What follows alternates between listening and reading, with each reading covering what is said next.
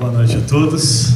Queria agradecer esse convite que foi feito para estar aqui com vocês. Agradecer as palavras do Celso, que Deus nos dê graça, que a gente possa hoje também, aqui, como foi dito na oração do pastor Abelardo, a gente possa ter a nossa mente aplicada para refletir um assunto de uma maneira teológica, mas que isso não seja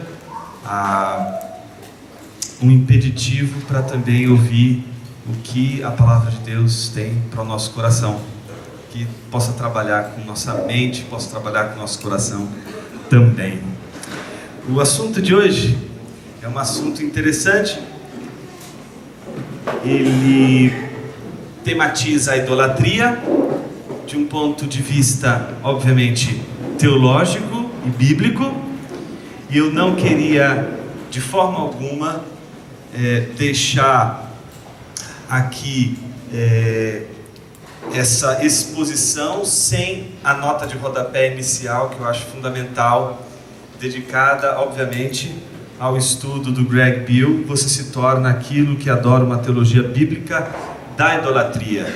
Então, eu queria dizer desde já que eu sou imensamente devedor da pesquisa que ele fez nesse livro, para as conclusões que a gente vai chegar hoje, em especial a exegese que ele fez de Isaías 6. Eu vou tentar ser fiel o máximo possível à pesquisa que ele fez, principalmente em Isaías 6, e ao mesmo tempo levantar algumas questões teológicas em torno da teologia da idolatria, principalmente levando em consideração os resultados dessa pesquisa, os resultados dessa investigação. Então, não precisa nem dizer que este aqui é um livro fundamental para a pesquisa de hoje, para a mensagem, a reflexão de hoje. Você se torna aquilo que adora, uma teologia bíblica da idolatria do Greg Beale. Eu queria começar com uma definição de idolatria, não é? É interessante porque quando a gente fala de idolatria, geralmente, antes da gente falar da definição propriamente dita, quando a gente fala de idolatria, a tendência é a gente achar que a idolatria é um comportamento tipicamente pagão e que, portanto, nada teria a ver com o povo de Deus. No entanto, os 10 mandamentos, que começam exatamente enfatizando Deus sobre toda e qualquer imagem de escultura e condenando qualquer idolatria, foi um mandamento não entregue a um povo pagão, mas foi um mandamento entregue ao povo de Deus. Se esse mandamento foi entregue ao povo de Deus, para que o povo não sucumbisse diante da inclinação tortuosa para um ídolo, para uma escultura, é porque esta inclinação tortuosa é uma inclinação possível, não para além do arraial, não para além do contexto do povo de Deus, mas principalmente e sobretudo no contexto do povo de Deus. Portanto, a idolatria não é uma experiência religiosa da qual o povo de Deus esteja blindado. Não há blindagem para o povo de Deus em relação à idolatria. Não é pelo fato de o povo ser o povo de Deus que o povo, portanto, estaria blindado contra a idolatria. O mesmo valeria se a gente quisesse pontuar isso na nossa realidade evangélica atual. O fato de sermos evangélicos, o fato, portanto, de professarmos uma fé evangélica, bíblica nesse contexto, nesse sentido, não nos blinda contra a idolatria, e isso levanta um enorme problema. Um problema que não diz respeito meramente à feitura de um ídolo, mas sobretudo à natureza de um ídolo. É interessante porque, se você pensar na nossa perspectiva, principalmente evangélica, nossas igrejas, nossas comunidades, elas no seu templo, elas não possuem nenhuma iconografia. É difícil você encontrar em nossas igrejas evangélicas iconografias, imagens, não é? A gente dificilmente encontra uma imagem de escultura, não é? Com uma velhinha acesa. A gente, se encontrar isso, possivelmente entramos na igreja errada. E então, quando somos evangélicos e percebemos que temos já aparentemente resolvida a questão da idolatria, porque não temos imagens em nossas igrejas, vamos fazer uma releitura dos 10 mandamentos. E então, quando lemos os 10 mandamentos, dizemos: vamos para o próximo, porque esse primeiro está resolvido. A palestra de hoje é para dizer que não está resolvido e que não dá para ir para o próximo, principalmente se a gente entender o significado teológico da idolatria. Se entendermos o significado teológico da idolatria, não vamos passar para o próximo mandamento, não vamos passar para uma próxima questão, não vamos dar um outro passo, senão repensar a nossa compreensão da idolatria. Se você reduzir o significado de um ídolo a um artefato de suas mãos, certamente você estará num ambiente blindado contra a idolatria, porque realmente nós evangélicos não construímos imagens e esculturas. Nós não temos uma fábrica de imagens e esculturas iconográficas do cristianismo, da tradição cristã. Mas se a gente repensar o conceito de ídolo e entender o que é um ídolo, talvez a gente descubra o que está diante dos nossos olhos e não conseguimos enxergar: o nosso panteão evangélico. Eu queria começar, antes de entrar propriamente no texto de Isaías 6, com uma definição de ídolo. E eu queria começar com a definição de um autor que eu gosto muito, chama-se Tim Keller, escreveu esse livro, Deuses Falsos. Trata-se de um livro que você jamais poderia passar dessa vida para outra sem ler. Seria um pecado. Cada dia que você vive dessa vida sem ler esse livro, você torna a tua vida cada vez mais infeliz. Então eu estou sendo bem exagerado para dizer para você: leia esse livro. Em outras palavras, é isso que eu estou dizendo: leia. Ele diz o seguinte: deuses falsos. Ele diz o seguinte: o que é um ídolo, gente? Um ídolo é qualquer coisa que absorva seu coração mais do que Deus.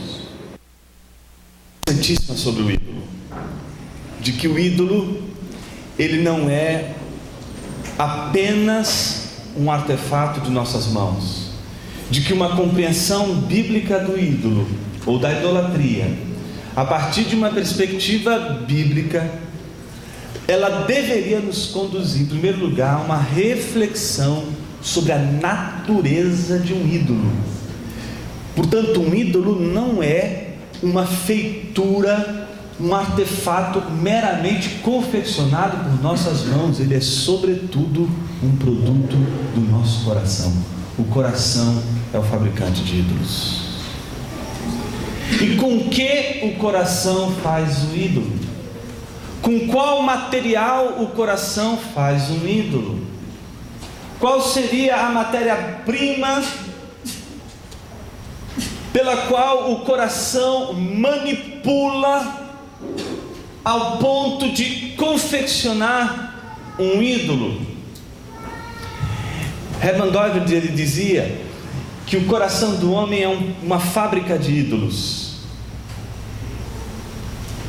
e que essa fábrica de ídolos representa exatamente o fato de que o homem não poderia destruir aquela inclinação natural que Deus plantou em todos os homens, que direciona o seu coração para Deus, ao ponto de fazer o seu coração um buscador de Deus. Para lembrar aquela longa tradição que segue de Agostinho, dizendo: fizeste-nos para vós, e o nosso coração, o coração nosso, permanece inquieto enquanto não descansa, enquanto não repousa em vós.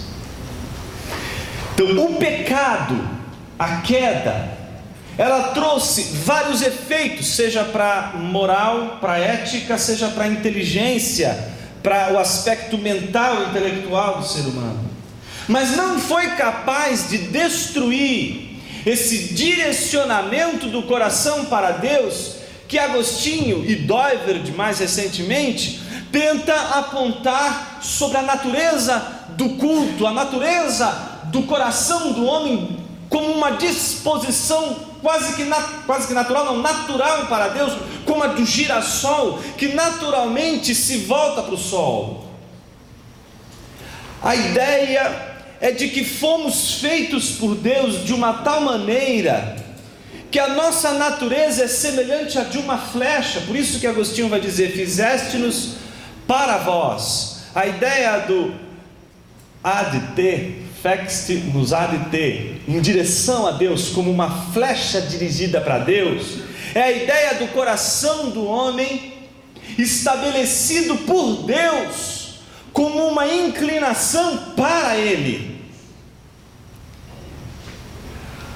O que Doiverd vai chamar a atenção é de que o pecado, a queda, por mais que tenha afetado a totalidade das esferas humanas, ela não foi capaz de destruir esta inclinação do homem para Deus, essa coisa que Deus fez o homem ser como uma flecha, não é? Mas não é uma flecha estática, mas é uma flecha que foi lançada em direção a Ele, e enquanto ela está em direção a Ele, ela não está em repouso. Por isso ela é inquietum est, ela é inquieta, ela não tem descanso, e ela só descansa quando ela atinge o seu alvo, que não é a conversão. Tem gente que quando lê essa frase de Agostinho, que está na abertura das Confissões, acha que Agostinho está falando da conversão. Agostinho não está falando da conversão, Agostinho está falando da morte. Somos seres para a morte, vamos morrer, somos ligados à morte em algum momento, e que essa morte, quando é atingida, é exatamente o momento em que o cristão vai ter o encontro com Deus, e aí ele descansa, porque ele atinge exatamente aquilo para o qual o seu coração foi inclinado. O que Doiverd vai lembrar dessa tradição agostiniana é de que o coração do homem foi feito para Deus, e o pecado não pôde destruir essa inclinação. Mas o que o pecado então fez com essa inclinação? O que o pecado fez foi redirecionar essa inclinação, esse direcionamento para Deus, para absolutamente qualquer outra coisa, e o nome disso é idolatria. E é assim que o coração faz ídolos. O coração não faz ídolos confeccionando a partir de uma matéria concreta, de madeira ou de cimento ou de barro. Ele constrói o ídolo a partir do redirecionamento da inclinação do coração, que originalmente foi feita para Deus, e a direciona, redireciona para absolutamente qualquer coisa, seja ela concreta, seja ela algo palpável, seja ela algo visível, seja ela algo invisível. Portanto, absolutamente qualquer coisa pode ser um ídolo, desde que esta coisa receba toda a inclinação que era uma disposição original do coração do homem a Deus. Agora essa disposição redirecionada pelo coração caído para aquilo que não é Deus. O nome disso é idolatria. Portanto, todo ídolo esconde tudo aquilo que em você se move para Deus. Por isso não tem como Deus se alegrar com a idolatria, porque tudo aquilo que é para Deus está sendo redirecionado pela corrupção do coração para aquilo que não é Deus. E isso tem implicações. Uma das implicações disso, um economista holandês cristão chamado Bob Goodsva escreveu um livro chamado Ídolos do Nosso Tempo. Ele disse algo bastante interessante. Ele apresentou, ele disse que a natureza religiosa dos seres humanos pode ser compreendida em termos de 3 regras bíblicas fundamentais. Ele disse a primeira regra, olha qual que é a primeira regra: todo ser humano serve a algum tipo de Deus. Porque todo ser humano tem uma inclinação para Deus. Então, se ele direciona isso para o verdadeiro Deus ou para um falso Deus, pouco importa. O que importa é que todo ser humano vai servir a algum Deus. O segundo aspecto importante que ele vai dizer é que cada um é transformado à imagem do Deus a quem serve. Esse é o ponto-chave exatamente da tese do Greg Beale. Existe uma implicação que decorre do fato da idolatria, de que, portanto, a idolatria não implica apenas num redirecionamento do seu coração para algo que não é Deus, mas isso demanda uma implicação para aquele que redireciona a inclinação natural do coração. E essa implicação é a transformação do idólatra no ídolo. Por isso você se torna aquilo que você adora. E aí ele termina com um terceiro aspecto, que é um aspecto comunitário, dizendo: as pessoas estruturam sua sociedade à sua própria imagem.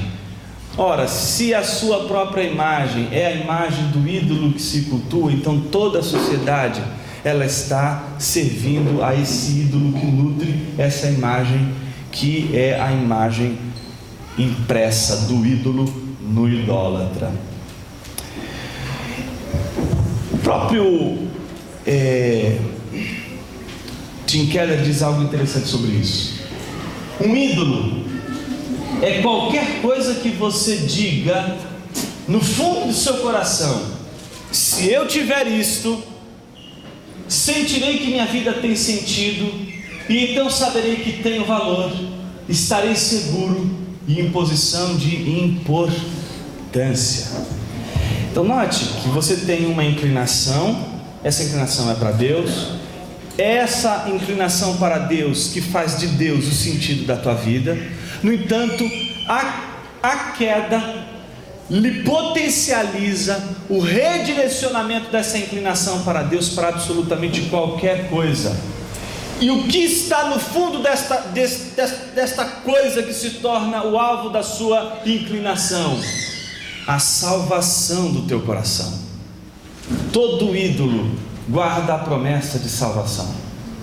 Tudo aquilo que você olha no fundo do seu coração e diz: se eu tiver isso eu vou ser feliz, este ídolo se torna o teu salvador, aquilo que te salva, aquilo que te dá esperança, aquilo que alcança o teu coração. Por isso que não é tão simples falar de ídolos. Falar de um ídolo não é falar de uma coisa que a gente pode simplesmente trabalhar sem mexer com as estruturas emocionais e profundas do coração. Quando a gente fala de um ídolo, a gente fala de uma coisa que a gente ama, de que a gente ama com profundidade, porque é aquilo que dá sentido para a nossa vida. Por isso, quando você vai evangelizar um idólatra, e você denuncia o ídolo, o que acontece? O idólatra fica feliz com você? Não, porque você mexe no ídolo. O que seria mexer no ídolo? Seria mexer exatamente naquilo que dá sentido para a vida dessa pessoa. Então por isso não dá para a gente mexer nos ídolos e achar que as pessoas vão sorrir para a gente dizendo: ai, vocês são tão lindinhos. Não dá para você mexer no ídolo das pessoas e achar que essas pessoas vão te dar um beijo no rosto. Se você tocar no ídolo de alguém, se prepare, você vai ser devorado, porque você mexeu exatamente naquilo que é profundamente amado e cultivado por alguém. Então não seja ingênuo de achar que os ídolos são coisas que não trazem um valor e não tem valor para as pessoas. Por isso, quando a gente mexe com ídolo, a gente tem que tomar cuidado, porque quando a gente mexe com ídolo, a gente não mexe só com o ídolo de alguém, a gente está mexendo com alguém. Destruir um ídolo, em outras palavras, o que eu estou dizendo para você pode significar destruir a vida de uma pessoa. Então não é tão simples assim mexer com os ídolos, mesmo quando esses ídolos são ídolos evangélicos,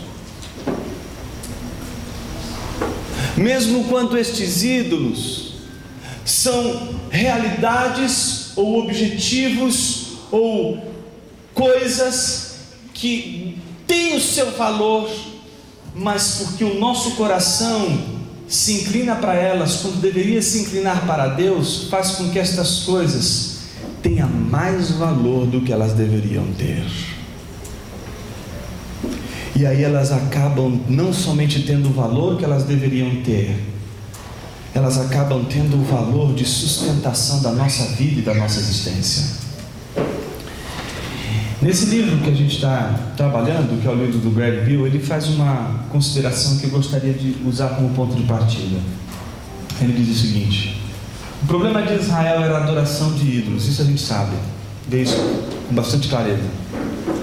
Isaías tende a anunciar aos idólatras que eles se mantiveram tão impenitentes em relação ao culto dos ídolos, que Deus ia torná-los insensíveis espiritualmente, inanimados e sem vida espiritual, assim como os ídolos. Então note que a relação que ele está fazendo, essa primeira relação que ele faz com a idolatria em relação ao povo de Deus, é uma relação da idolatria com a frieza espiritual.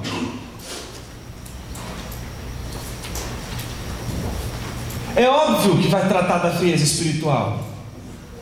Se alguém está frio em relação a Deus, tenha certeza, esse alguém encontrou um ídolo, esse alguém tem outro Deus, esse alguém encontrou um outro Salvador. Tem uma coisa dentro dessa conjuntura existencial que está sendo tão valiosa, que simplesmente tirou, roubou toda a sua força e todo o seu ímpeto para Deus, e canalizou todo esse ímpeto para Deus exatamente para o ídolo. Mas isso tem consequência. A consequência da idolatria, principalmente no contexto do povo de Deus, é a frieza espiritual. A frieza espiritual é a consequência, portanto, essa defesa do Greg Bill é a consequência da idolatria. Portanto, a frieza espiritual representa o juízo em relação à idolatria. Deus está falando por intermédio de Isaías, seu profeta: você gosta de ídolos, Israel? Pois bem, e aí vem o juízo: vai ficar igual a um ídolo, e esse é o castigo. Vamos ver como que isso se dá a partir da leitura que ele faz de Isaías capítulo 6. A gente vai lendo do versículo 1 ao 4. Desse versículo 1 ao 4, Isaías faz questão de construir o imaginário da santidade de Deus. Olha o que o texto bíblico diz: no ano da morte do rei Uzias, um rei idólatra, um rei que não seguiu o coração de Deus, foi punido por isso, não é? E é exatamente no contexto da morte desse rei que Isaías viu o Senhor. Eu vi o Senhor assentado sobre um alto e sublime trono, e as abas de suas vestes enchiam o templo. Serafins estavam por cima dele, cada um tinha 6 asas, com 2 cobriu o rosto, com 2 cobriu os seus pés, e com 2 voava, e clamava uns para os outros, dizendo: Santo, Santo, Santo é o Senhor dos exércitos, toda a terra está cheia da sua glória. As bases do limiar se moveram a voz do que clamava, e a casa se encheu de fumaça. O primeiro movimento de Isaías 6, portanto, é construir a imagem de da santidade de Deus. Não só da santidade de Deus, porque os anjos dizem: Santo, Santo, Santo é o Senhor, mas também o governo de Deus. Ele está sentado no seu trono. Portanto, na morte do rei, a visão de Isaías é a visão do rei que governa todo o universo, de que Isaías precisa ter em mente de que todo o universo obedece a uma conspiração divina, da qual Ele é o Senhor. E a característica desse Senhor é diferente da de Uzias. Se a de Uzias é a da impureza, a deste Senhor é a da santidade. Então a característica, o modelo, o paradigma que ele tem do governo, logo de cara, é o paradigma de um rei santo.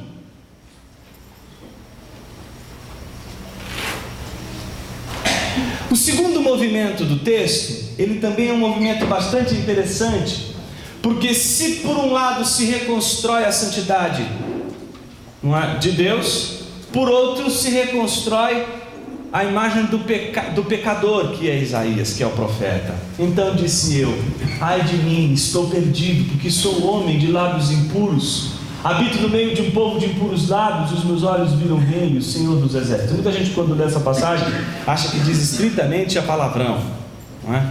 Mas não necessariamente esse trecho diz respeito a palavrões, mas possivelmente a ênfase maior está exatamente na questão da idolatria, de que se você adora um outro Deus, a sua adoração, o seu discurso glorifica uma imagem, e é isto que te torna impuro. O que te torna impuro é você glorificar uma outra imagem, ou glorificar um ídolo. Então um dos serafins voou para mim, trazendo na mão uma brasa viva que tirara do altar com maternais. Com a brasa tocou a minha boca e disse: eis que ela tocou os teus lábios, a tua iniquidade foi tirada e perdoado o teu pecado. Então você vê, enquanto ele está falando, não é? Um serafim voa até ele, trazendo na mão a brasa e toca a sua boca, não é? E é exatamente no momento em que ele toca a boca que ele escuta a voz, não é isso? Eis que ela tocou os teus lábios, a tua iniquidade foi tirada e perdoado o teu pecado. O terceiro movimento é depois que ele toca, ele escuta a voz de Deus, que é a convocação para a missão. Olha o que Deus vai dizer: depois disto ouvi a voz do Senhor que dizia: a quem enviarei? E quem há de ir por nós? É só depois que ele tem os lábios tocados que ele começa a escutar a voz de Deus que diz: a quem enviarei? Quem há de ir por nós? Disse eu: eis-me aqui, envia-me a mim. Geralmente os sermões acabam aqui, sermões que convocam as pessoas para o chamado missionário, não é? Para entregarem sua vida para Jesus, para servirem a Jesus, não é? Mas seria interessante a gente continuar o texto, para perceber que a missão é uma missão muito difícil, para tentar deslindar qual é essa missão do profeta, que não é nada fácil. Então quando ele diz: eis-me aqui, envia-me a mim, Deus dá a missão para o profeta. Qual que é a missão?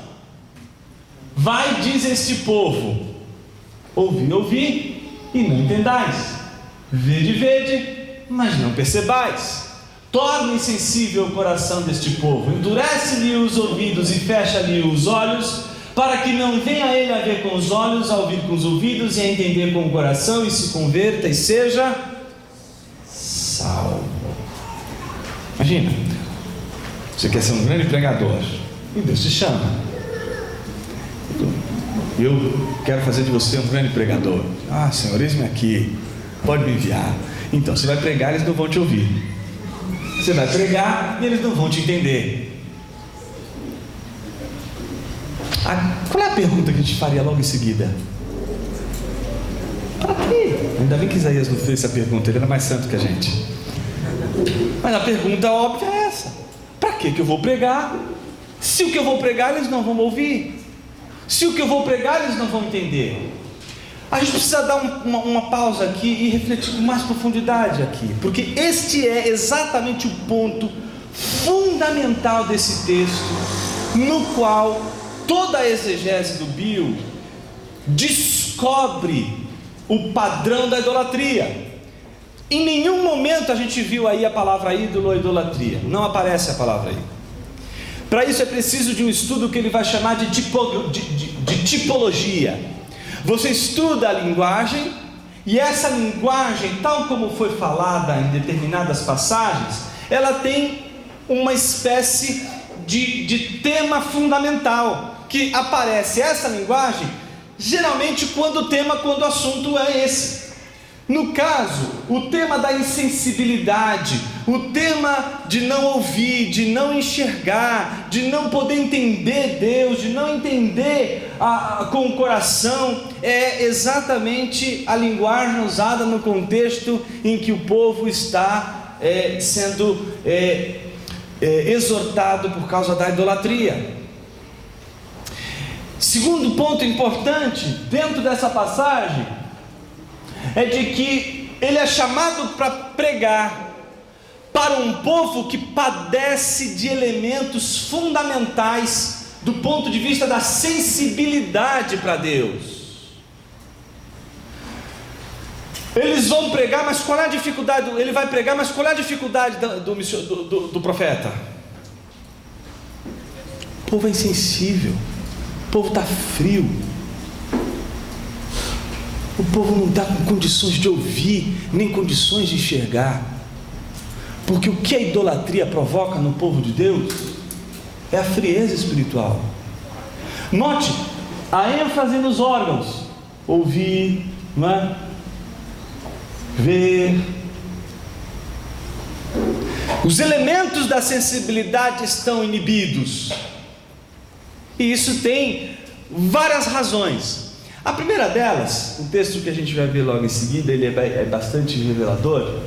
Ele revela, em primeiro lugar, o contexto da idolatria do próprio Isaías. Isaías 2, versículos 7 e 8 diz: a sua terra está cheia de prata e de ouro, e não tem conta os seus tesouros. Esse então é o povo para quem Isaías vai pregar, e eles não vão ouvir, vão ver, mas não vão entender, não vão enxergar. Também está cheia de cavalos, e seus carros não têm fim. Também está cheia a sua terra de ídolos, adoram a obra das suas mãos, aquilo que seus próprios dedos fizeram. Esse, portanto, é o contexto do povo, o contexto de um povo rico, porém um povo idólatra, um contexto onde toda a comunidade, a cultura está repleta de ídolos. E o grande ponto que a gente tem que ter em mente aqui é de que essa situação gera uma implicação. E qual é a implicação? Frieza espiritual. O próximo texto é bastante revelador e faz parte dessa análise tipológica que ele faz. A mesma linguagem pode ser encontrada em Salmo 115, a partir do versículo 4, que diz o seguinte: prata e ouro são os ídolos deles, obras das mãos de homens. Olha só, tem boca e não falam. De que ele está falando? Dos ídolos. São os ídolos que têm boca, mas não falam. Tem olhos, mas não veem. Tem ouvidos, mas não ouvem. Tem nariz e não cheiram. Note que são elementos de sensibilidade. Suas mãos não apalpam, seus pés não andam, som nenhum lhe sai da garganta, ou seja, não há vida. Não há vida. Olha como termina o texto: tornem-se semelhantes a eles os que os fazem e quantos neles confiam. Se tornar como um ídolo significa se tornar um ídolo? Não. O que ele está dizendo é que se tornar como um ídolo é se tornar um ser sem vida como um ídolo, sem sensibilidade, sem vitalidade, sem vigor. Portanto, o que está ligado com a idolatria, a ligação de implicação e de juízo com relação à idolatria, é exatamente a frieza espiritual. Como se explica a frieza espiritual do povo de Deus? Pela idolatria.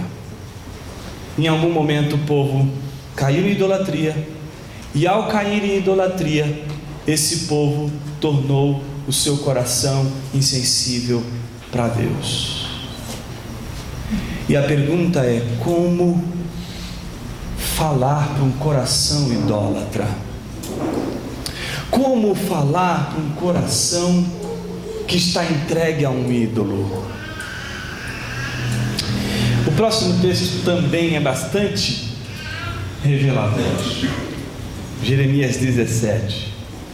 Diz assim: o pecado de Judá está escrito com ponteiro de ferro e com diamante pontiagudo, gravado na tábua do seu coração e na ponta dos seus altares. Seus filhos se lembram dos seus altares e dos seus postes ídolos junto às árvores frondosas sobre os altos outeiros. Então qual é o problema de Jeremias? Idolatria. E o que Jeremias está dizendo? Que a idolatria está gravada onde? No coração. E por isso também na ponta dos seus altares. O que tinha acontecido naquela época e nesse contexto? Muito provavelmente uma coisa bastante típica, mas que mostra o quanto o idólatra é criativo. Eles fizeram o seguinte: eles pegaram um monte de pedaços de árvore, começaram a juntar os pedaços de árvore um do lado do outro. Vem cá, chega, cara. Aí o cara chegava perto: olha para aqui.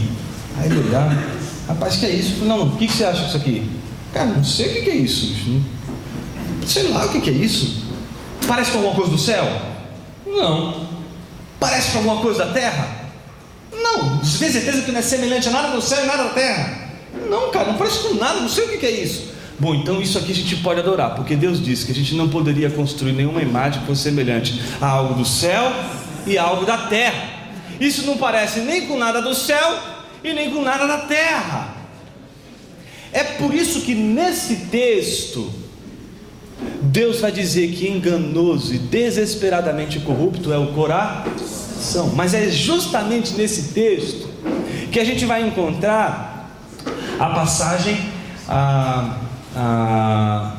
que todo crente traído adora: maldito o homem que confia no homem. Já viu? Todo crente traído adora essa passagem. Foi traído, passaram a perna nele, ele lembra do versículo, saca na hora e diz: tá vendo, irmão? Bem que a Bíblia diz: maldito homem confia no homem. Aí você tem que falar: meu filho, vai fazer exegese do texto, vai ler o texto direito para não falar uma besteira dessa. Olha o que o texto está dizendo. Maldito, ele só lê a metade do paralelismo. O versículo é um paralelismo. Maldito o homem que confia no homem e faz do seu braço mortal a sua força, e aparta o seu coração do Senhor. Por que o homem é maldito? Porque ele confia no homem. Que homem? Você mesmo, cara. É você que é maldito, não é o traidor. Então quando você fizer a exegese e explicar para ele, ele vai ficar mais irritado ainda com você. Caramba, maldito era ele. Não, maldito é você que confia em você. Mas por que ele está dizendo maldito homem que confia no homem? Exatamente porque nós encontramos sempre meios de redirecionar essa inclinação para Deus, para algum ídolo, e a gente quer fazer isso sem culpa. E para um crente poder ter um ídolo e não ter culpa, a única maneira é ele tendo base bíblica. E você não vai encontrar base bíblica para isso. Você vai querer encontrar, tá vendo? Deus disse que não é para fazer nada no céu, nada na terra. Isso aqui não é nada do céu, nada da terra, portanto eu posso adorar. A gente, veja, isso é aquilo que o Ronaldo Lidório chama de racionalização do pecado. O que é racionalização do pecado? É uma coisa que só crente faz, porque você precisa ter teologia para fazer isso. Você precisa usar os argumentos teológicos mais profundos para provar que você não cometeu o erro, de que o seu coração não está te enganando. Então, a racionalização do pecado é material de teólogo. Mas é curioso isso, porque ao mesmo tempo que é maldito o homem que confia no homem, faz da carne mortal o seu braço, não é? E aparta, portanto, o seu coração do Senhor, e então ele será como um arbusto solitário no deserto, e não verá quando vier o bem, antes morará em lugares secos do deserto, na terra salgada e inabitável. O que a gente vê é a consequência disso. Então, o pecado está plantado no coração, na ponta dos altares, e a gente sabe que o motivo disso é a idolatria, E a maldição que está sobre esse homem é exatamente no fato de que ele confia no seu próprio braço, na sua própria maneira de lidar com a situação, e a consequência, melhor dizendo, disso, é exatamente apartar o coração de Deus. O coração que estava direcionado para Deus, ele é redirecionado para um ídolo, e aí você se aparta de Deus, e ao se apartar de Deus, toda a experiência do povo de Deus é sempre uma experiência de solidão no deserto, de viver apartado de Deus, sem vida, em lugar seco. A frieza espiritual é isso aí, é quando o coração se aparta de Deus. Mas se o seu coração está longe de Deus, pode ter certeza que ele está bem perto de um ídolo. E se você é teólogo, você vai ter base bíblica para isso. Esse é o problema, esse é o nosso ponto. É a nossa maneira de esconder o nosso pecado da idolatria. Quando a gente entende a teologia da idolatria, e ela nos faz perceber que um ídolo não é um artefato de nossas mãos e que pode ser absolutamente qualquer coisa, você descobre que a tua carreira ou aquilo que você quer ser quando crescer, pode ser exatamente transformado no ídolo do seu coração. Você pode transformar o ministério que Deus para você num ídolo. É uma coisa linda, é uma coisa maravilhosa, é uma coisa valiosíssima, mas você sujou isso com mãos de ídolos, transformando isso num ídolo, fazendo com que isso fosse a coisa mais importante de sua vida, e portanto fez do ministério a salvação da tua alma. Você é um idólatra, e isso explica a frieza do teu coração. Mesmo você estando na igreja, ministrando, pregando a palavra, ensinando e cuidando das pessoas, porque transformou uma coisa maravilhosa que é o ministério no ídolo. E o problema é que o ídolo nos frustra sempre. O ídolo não vai conseguir responder o teu coração da mesma maneira que só Deus pode responder. Por isso todo idólatra se frustra. Ele está distante de Deus e ao mesmo tempo, em nome de Deus, pode estar vivendo uma vida extremamente distante de Deus.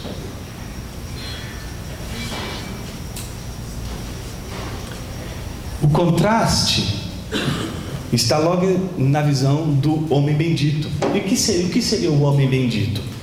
O que seria esse contraste? O homem que confia no Senhor, cuja esperança é o Senhor, que tem o coração voltado para Deus. E olha só a diferença: ele é como árvore plantada junto às águas, que estende as suas raízes para o ribeiro e não receia quando vem o calor, mas a sua folha fica verde. É o contraste entre o seco e o vivo. Está entendendo isso? Um está vivo porque ele está conectado, ele está ligado, ele está próximo, o coração está direcionado para Deus. Fica verde, no ano de sequidão não se perturba, nem deixa de dar fruto. Porém, olha o que o texto vai dizer: enganoso é o coração mais do que todas as coisas, e desesperadamente corrupto, quem conhecerá? Quem conhecerá? Um outro texto emblemático é exatamente o texto de Isaías 6, 11 e 13, que vai falar da semente. Depois que a gente falou tudo de árvore o tempo todo, olha o que ele vai dizer: então disse eu, até quando, Senhor?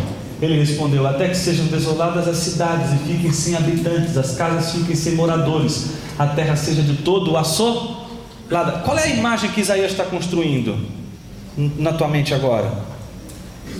Desolação, de deserto, de sequidão. É do homem bem-aventurado, do homem bendito ou do homem maldito? É o imaginário, é o mundo do homem maldito, do homem que confia em si mesmo, do homem que tem um ídolo, do homem que é idólatra. E o Senhor afaste dela os homens, e no meio da terra seja grande desamparo, mas se ainda ficar décima parte, tornará a ser destruída, como o terebinto, não é uma planta, e como o carvalho, dos quais depois de derribados ainda fica o toco, assim a santa semente é o seu toco. Qual é o imaginário que se constrói? De destruição, de sequidão. Outro texto que leva a gente para essa mesma perspectiva é o texto de Ezequiel, capítulo 37, mais um texto falando sobre o contexto da idolatria e apontando a relação da idolatria com a frieza espiritual, com a sequidão. Olha só o que o texto vai dizer: veio sobre mim a mão do Senhor, Ele me levou pelo Espírito do Senhor e me deixou no meio de um vale que estava cheio de ossos, e me fez andar ao redor deles. Eram muito numerosos na superfície do vale. Qual que é a qualidade desses ossos? Sequíssimos. Tenta reconstruir esse imaginário. É um imaginário desolador, é um imaginário de destruição, é um imaginário de um povo que foi vencido, o imaginário de uma guerra, e o que está ali obviamente é o povo vencido. Você está andando no meio de um vale, e esse vale está cheio de ossos. Qual é a conclusão que você chega quando você pega um desses ossos e ele vira farelo? Qual é a conclusão que você chega? De que esse povo não morreu há 15 minutos, de que esse povo já está morto há muito tempo. Não foi ontem que o povo de Deus morreu. O povo de Deus morreu foi há muito tempo. Os ossos já estão sequíssimos. Qual é a razão da morte do povo de Deus? Idolatria. Então me perguntou: filho do homem, acaso poderão reviver estes ossos? Não é? O que ele vai dizer? Senhor, tu sabes. Logo depois de Deus chegar e dizer assim, filho do homem, chamando a atenção dele para a sua natureza humana, a única coisa que ele vai dizer: isso aí não é da minha responsabilidade, da minha alçada. Não há nada que eu possa fazer com isso aqui. Isso aqui é da tua alçada. Resolver isso aqui é coisa de Deus. É Deus o autor da vida, Ele vivifica. Então isso é uma coisa que é da tua alçada. Então o que Deus diz a ele? Profetiza a esses ossos e diz-lhes: ossos secos, ouvi a palavra do Senhor. Igualzinho Isaías, não? O que é pregar para um osso seco? Vai te ouvir? Não vai te ouvir. Vai te ver? Não vai te ver. Vai entender? Não vai entender. A pergunta é: para que pregar? Para que pregar se os ossos não vão ouvir? Eu acho que a gente precisa recuperar a noção do poder da palavra de Deus.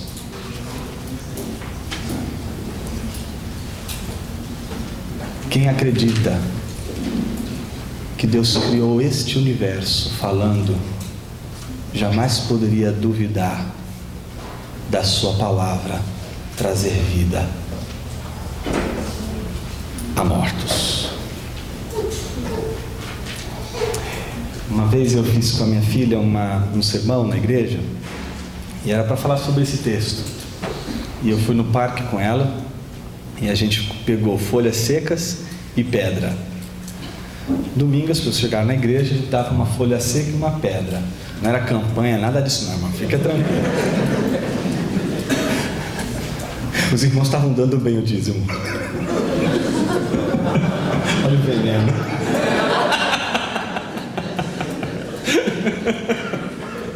Então a gente deu a folha seca, deu a pedra, todo mundo entrava com a folha seca, com a pedra. Pô, que coisa estranha. E a gente tentou ilustrar exatamente isso. Qual é a diferença entre uma folha seca e uma pedra? E a pergunta que eu lhes faço hoje: qual é a diferença entre uma folha seca e uma pedra? Nenhuma delas tem vida, certo? Nenhuma delas vive. No entanto, existe uma diferença brutal.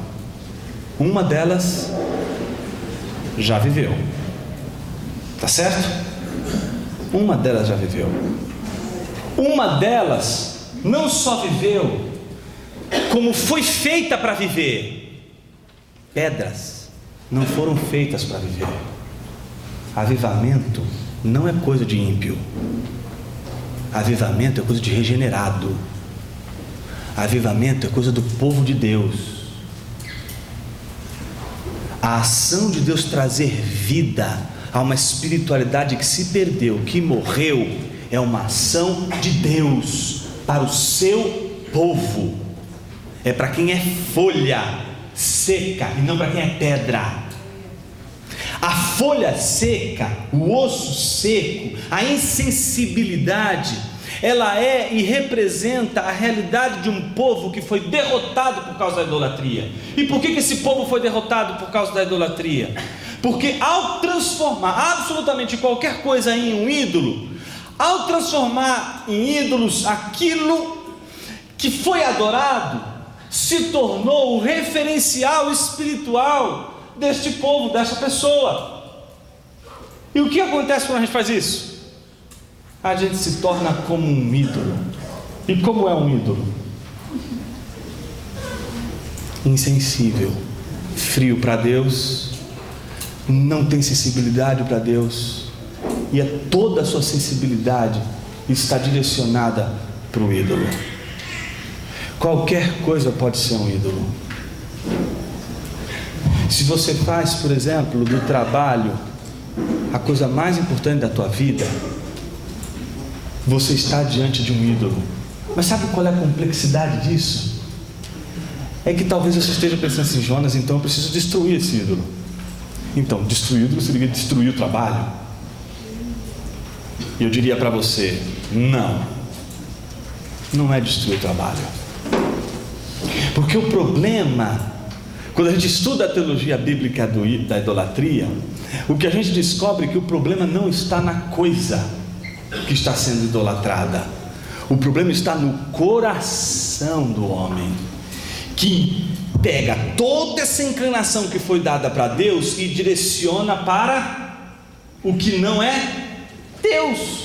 Então, se você faz de um trabalho um ídolo, você faz de algo que é bom um ídolo. O problema é que ao fazer este algo bom um ídolo, este algo já não atende mais os seus objetivos naturais. Ele agora vai ter que atingir objetivos para os quais ele não foi feito.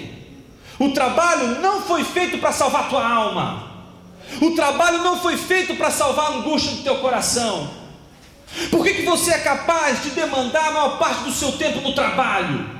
Por que você é capaz de preterir a relação com a tua esposa, com os teus filhos, com os teus amigos e até mesmo com o teu corpo, com tua saúde, em valor extremo do trabalho?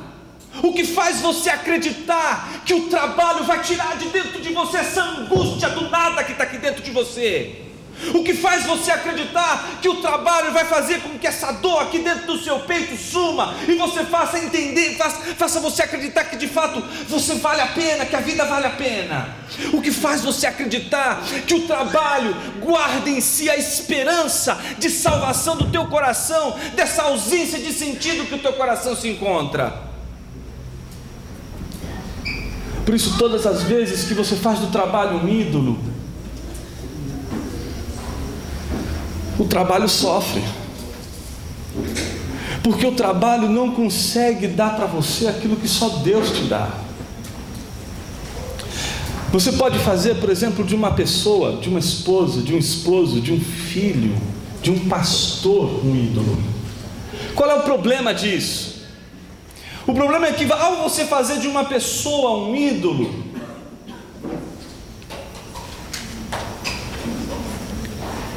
quem sofre não é só você. Quem sofre é a pessoa. Porque em primeiro lugar, você espera dessa pessoa o que ela não pode te dar.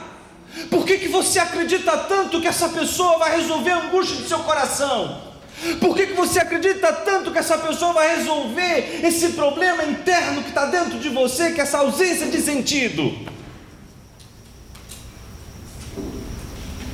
E aí, quando você deposita todas essas esperanças em alguém, você faz desse alguém o teu Messias. Só que esse Messias não vai te salvar, porque ele simplesmente não é o Messias.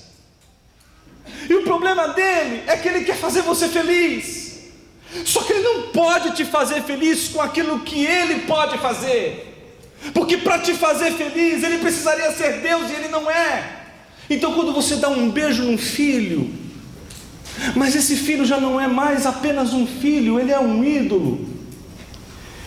Você não apenas perdeu a possibilidade de você olhar para o filho, como você também privou o seu filho de receber o beijo de um pai. Todas as vezes que você beija ele recebe o beijo de um idólatra, que vive a vida orbitando ao seu redor, e o que mais esse filho quer e o que mais ele procura é receber um beijo no rosto de um pai e não de um idólatra. Você está entendendo por que a Bíblia é tão sábia quando ela diz: ame a Deus sobre todas as coisas? Porque se você amar a Deus sobre todas as coisas, seu filho vai receber um beijo de um pai. Você naturalmente deve estar perguntando assim: Jonas, isso ficou perigoso, porque a Bíblia diz que a gente tem que destruir os ídolos. E se o meu filho é um ídolo, o meu ídolo, eu vou ter que fazer o quê?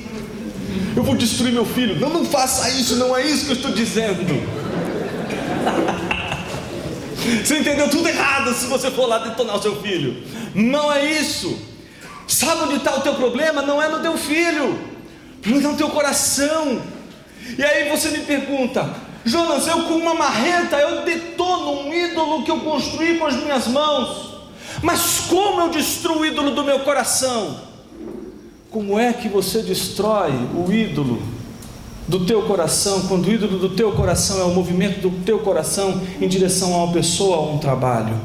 Só tem uma marreta capaz de destruir esse ídolo: o amor a Deus sobre todas as coisas. Todas as vezes que Deus for amado sobre todas as coisas, teu filho, teu trabalho, teu ministério vai ser amado como deve ser amado. E aí você consegue amar para valer o ministério com um amor incrível, sem fazer do ministério o salvador da tua alma, sem fazer do filho, sem fazer da esposa, sem fazer do esposo, sem fazer do pastor, sem fazer da denominação, sem fazer do seminário, sem fazer de um país, sem fazer do estado, sem fazer do mercado, sem fazer da nação, sem fazer do povo, a salvação da nossa alma.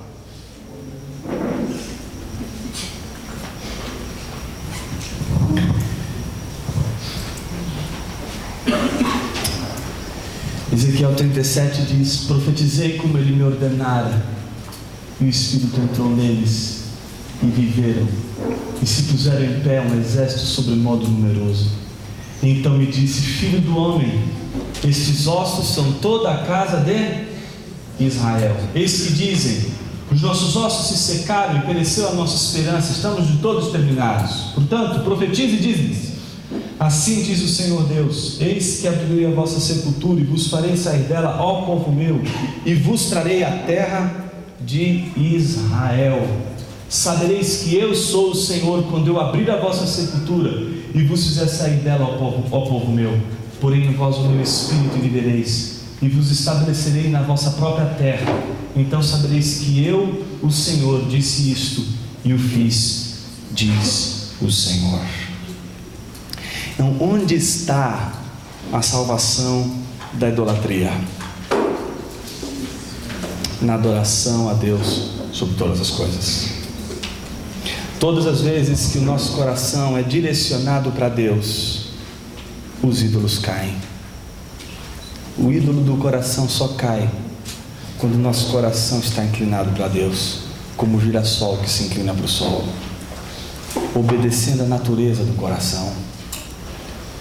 Mas o coração é enganoso e desesperadamente corrupto.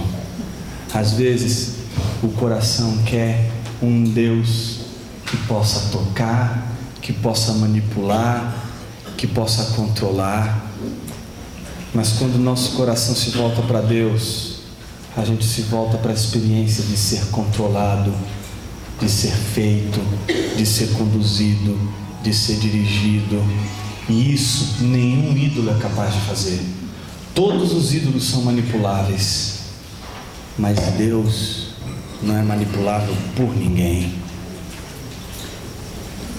Todas as vezes que você faz de um ídolo a coisa mais importante da tua vida, você está confiando em algo que tem pé de barro. Basta o ídolo cair e toda a tua esperança vai embora. No entanto, se teu coração estiver direcionado para Deus, o teu coração tem um firme fundamento, porque Deus não tem pés de barro. Deus não pode ser destruído. Eu gosto de pensar, e eu encerro aqui com isso, antes de lembrá-los da citação do Doiverd, aquela passagem em que Deus leva o profeta até a casa do oleiro, lembram? Como que acontece ali? Ele chega até a casa do oleiro, o que o oleiro está fazendo?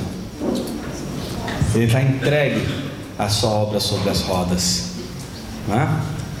É como se o profeta estivesse ali e a presença do profeta não fosse suficiente para roubar a atenção que o oleiro demandava sobre a sua obra.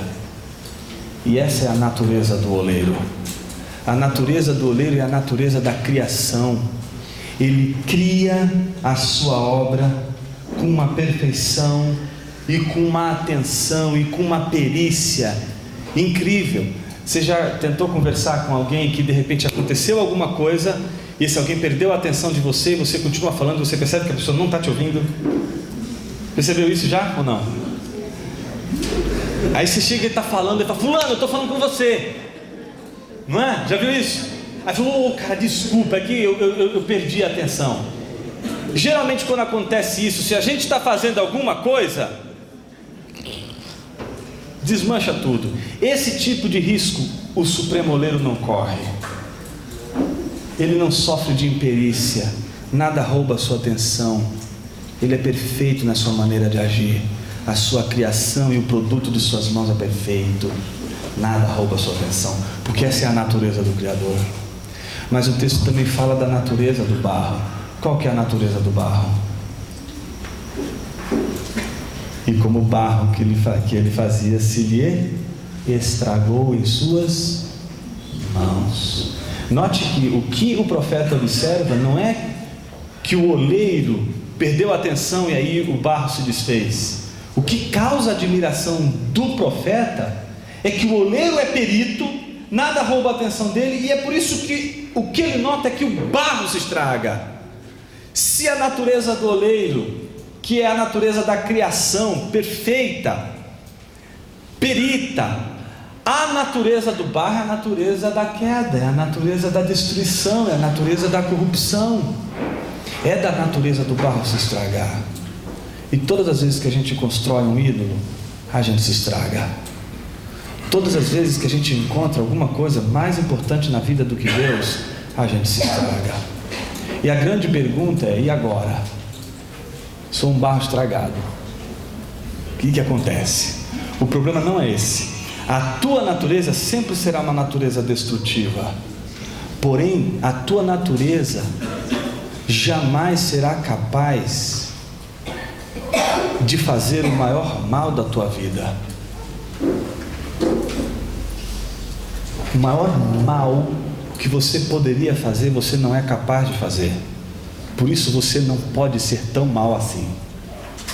Porque para você ser mal, mas muito mal, para você ser um cara que vai destruir mesmo, para não ter jeito, você teria que ser capaz de destruir Deus.